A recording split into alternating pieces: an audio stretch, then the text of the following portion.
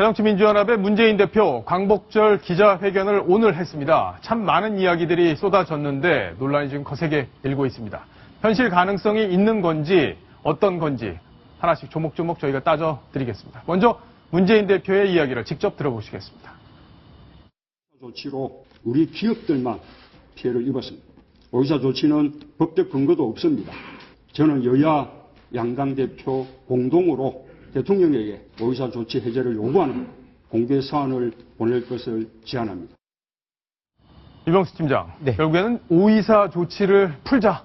이게 문재인 대표 제안의 핵심인 것 같은데 시청자 여러분들이 대부분 5.24 조치에 대해서 내용을 아시겠지만 혹시 모르시는 분을 위해서 이 조치가 뭐고 왜 나오게 됐는지 먼저 정리를 좀 해주시죠. 네, 5.24 조치는 2010년도 5월 24일 날 이명박 당시 대통령이 발표한 내용입니다. 예. 그 원인은 3월 달에 있었던 천안함 폭침 사건에 대해서 대응하는 우리나라, 우리 대한민국의 조치를 발표한 것인데요. 크게 핵심적인 것은 세 가지입니다. 남북 교역을 즉각 중단하고, 예. 국민의 방법을 불허합니다. 그리고 국민의 접촉을 금지하고, 대북 신규 투자를 금지하고, 영유아 등 인도적 차원에 대한 교류라도 정부의 허가가 있어야 된다는 내용이었습니다. 예. 현재 북한은 계속 5.24 해제를 계속 요구하고 있고요. 또 야권 일부와 또 시민단체들도 이 상황을 요구하고 있습니다만 정부의 공식 입장은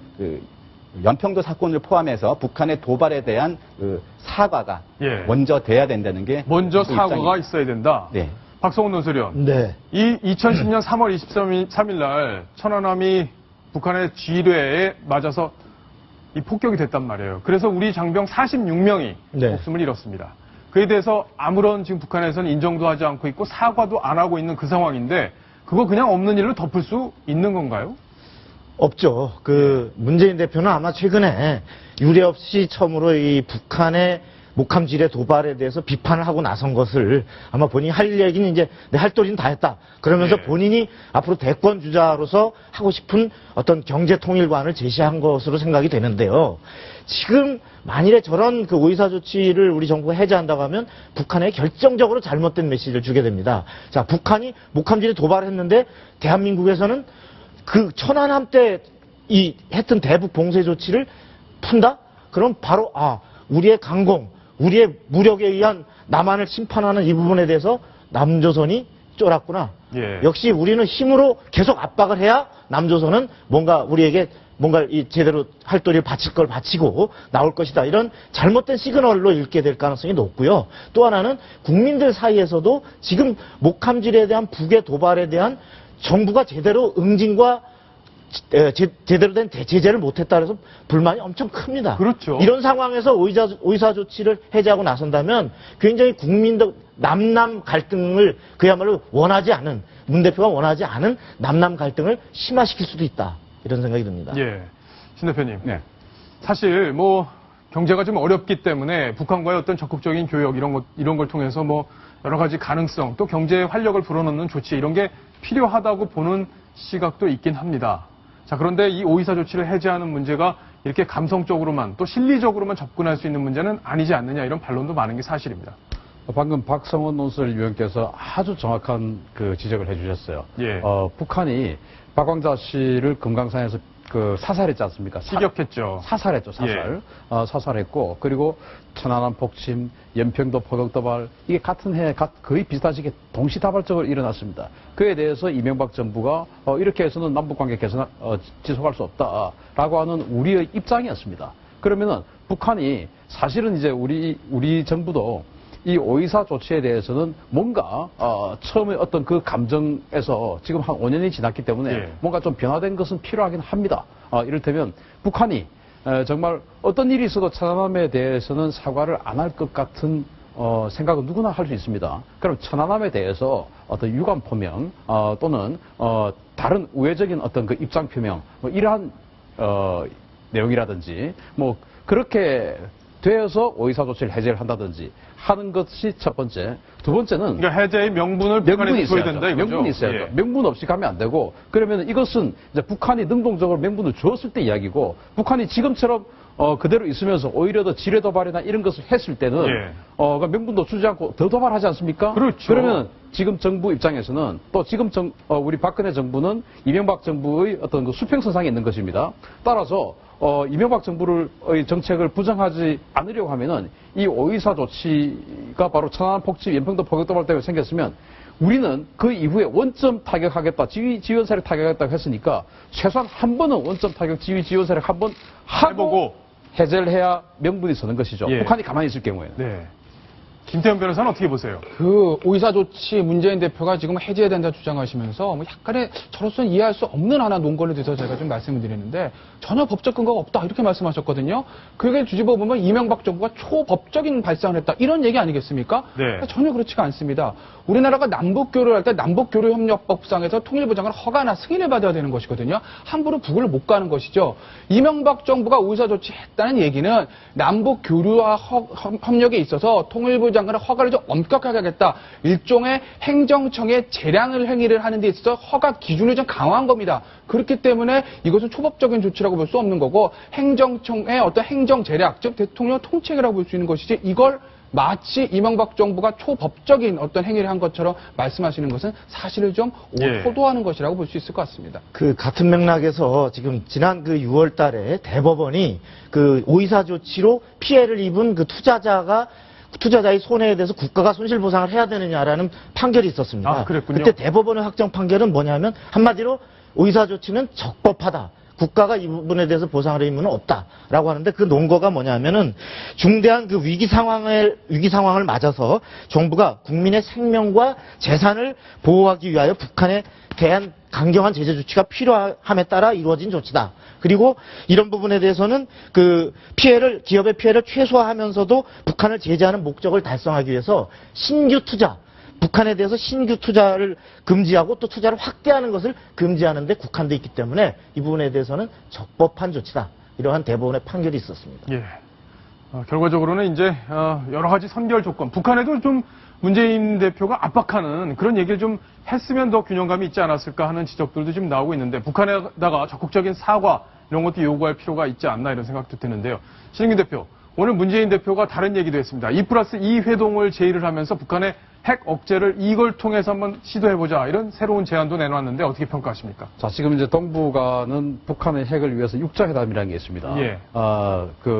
우리 남북, 그리고 이제 중국, 미국, 일본, 러시아 이렇게 해서 육자회담인데, 그러면 이제, 2+2라는 것은 남북, 그리고, 미국과 북한 아니겠습니까? 그러면은 중국이 빠진, 북한 핵 문제 해결이 과연 있을 수 있느냐, 라고 하는 것이죠. 그래서 그렇죠. 이 정치학계에서는, 국제정치학계에서는 사실은 2+2 회담 같은 경우는 통미봉남을 야기시킬 수가 있습니다. 예. 즉, 미국과는 적극적으로 이야기를 하면서 우리 한국을 배제시키는 그런 그 통미봉남을 야기시킬 수 있다는 우려 때문에 지금 이제 육자 중에서 사실은 일본과 러시아는 조금 무게감이 조금 떨어진다라고 했을 때 사자회담 뭐 이런 것들을 주장하는 측면이 많이 있습니다. 예. 그렇게 좀 현실적인 대안을 제시를 했으면 어땠을까 하는 생각이 들고 또 2+2 회담은 우리가 미국에게 요구를 하는 것인데 미국이 과연 지금 북한과 우리가 더 강경하게 북한과 지금 대화를 끊고 있는 미국에게 우리가 2+2 회담을 하자라고 예. 했을 때 미국이 과연 섣불리 나서줄까요? 그런 것들은 조금 현실감이 떨어지지 않나 생각합니다. 그렇군요.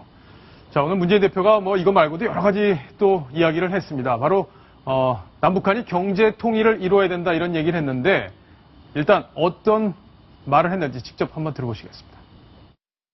우리 당은 경제 통일을 우리 경제를 살릴 집권 비전으로 선언합니다. 남북이 통일은 안 되더라도 먼저 경제 공동체를 이룬다면 우리 기업의 북한 진출로 단숨에 8천만 시장에 국민소득 3만 달러로 경제 규모가 커지게 됩니다.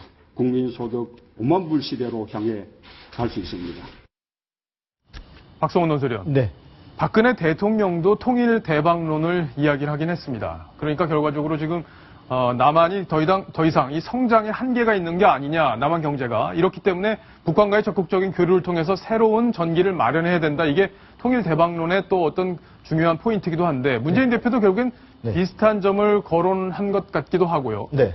또 너무 낭만적으로 문제를 보고 있는 것 아니냐 이런 지적도 나오고 있는데 두 가지 다 어떻게 평가를 하십니까? 사실 제1야당 대표가 이 8.15를 맞이해서 어떤 그 통일에 대한 비전을 제시하는 건 저는 좋다고 생각합니다. 그 자체는 비난 대상이 결코 될 수 없고요.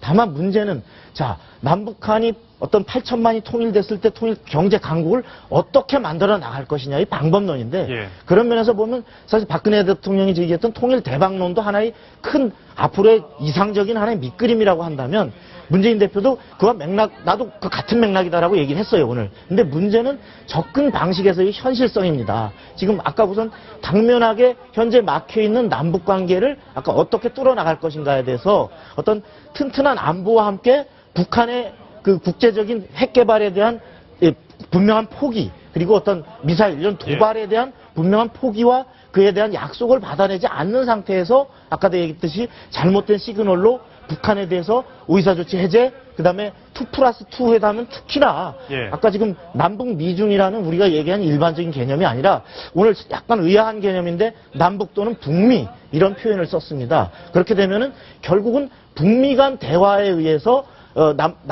남북이 얘기하고자 하는 모든 것은 핵 개발이든지 도발에 대해서는 우리는 말할 자격이 없어지고 사실은 북한과 미국이 직거래하는 전형적인 통미봉남의 길을 깔아줄 수 있는 그러한 위험한 소지가 있는 제안을 저렇게 좀 오늘 너무 서립게 좀 하신 게 아닌가 그런 걱정이 좀 듭니다. 그렇군요. 유병수 팀장, 네. 뭐 여당에서 좀 반응이 있었을 것 같아요. 어떤 반응이 나왔는지 정리를 좀 해주시죠. 예, 맨 처음에는 처음에 관심을 가졌던 것은 5.24 해제 조치와 관련해서 김무성 대표와 같이 박근혜 대통령에게 해제를 요청하는 제안을 하자 문서를 보내자는 제안을 했는데 이에 대해서 김무성 대표나 새누리당 측은 국민의 동의가 전제되어야 할 부분이고 천안함 사건이라는 거 최근에 DMZ 주례 사건을 봤을 때 전혀 지금은 논의할 수가 없다는 입장이라는 얘기가 나왔고요. 또 하나는 대통령의 계획을 실현성이 없고 구체적인 것이 없다고 비판을 했는데 막상 보니 문재인 대표의 구상 역시 실천성이나 구체적인 계획이 담보되지 않았다. 그래서 이것은 대권용 하나의 구름을 띄우는 것에 불과했다고 비판을 했습니다. 그리고 그렇군요. 몇 면을 하나하나씩 보면요. 고령화 문제라든가 백브리핑에서 문재인 대표가 이런 얘기를 했는데요. 고령화라든가 저임금 문제, 경제 활력이 부족한 문제를 해소하기 위한 방안으로 북한과의 교류 그리고 동북아 경제시장을 확대하겠다 이런 이야기를 했는데 이것은 대권 주자로서의 하나의 플랜을 제시하기에는 너무나도 부족하지 않았느냐는 그런 비판이 나오고 있습니다. 그렇군요. 네, 신인균 대표님 마지막으로 정리를 좀 해주시죠. 네, 오늘 문재인 대표의 말씀 중에서 저는 이 경제 공동체라는 말이 가장 크게 먼저 와닿았습니다. 그런데 이것은 제일 큰 전제를 갖다 간과하신 거예요. 뭐냐면은 경제 공동체가 되려고 하면은 지금 북한과 전 세계가 무역이 제대로 돼야 되고 경제 활동이 돼야 되지 않겠습니까? 그런데 북한은 지금 유엔 안보리로부터 핵실험 그리고 미사일 발사 실험으로 인해서 유엔 안보리 제재기란 20945의 제재를 받고 있습니다. 거기는 금융 제재까지 포함되어 있습니다. 정상적인 정상적인 무역을 전혀 할 수 없는 북한에게 같이 우리가 공동체를 지금 당장 이루어 나가겠다. 이것은 북한의 핵 문제가 해결되지 않고서는 이루어질 수 없는 것이죠. 이 유엔 안보리 제재는 북한의 핵 문제입니다. 따라서 북한의 핵 문제를 우선적으로 이렇게 해결해서 국제사회에 북한을 등단시켜서 우리는 이렇게 경제 공동체로 가겠다라는 방법론이 먼저 깔리고 마지막에 이 목표가 나와야 되지 않느냐. 그래서 그러한 어떤 북한 핵 문제 해결에 대한 방법론 없는 것은 말씀하신 것처럼 뜬구름이 아니나라는 생각을 아니할 수 없습니다. 그렇군요. 문재인 대표가 오늘 광복절 기자회견에서 여러 가지 이야기를 쏟아냈는데 결과적으로 이게 현실성 부분에서 많은 것이 부족했다 이런 비판이 나오고 있는 부분들 저희가 정리를 해드렸습니다.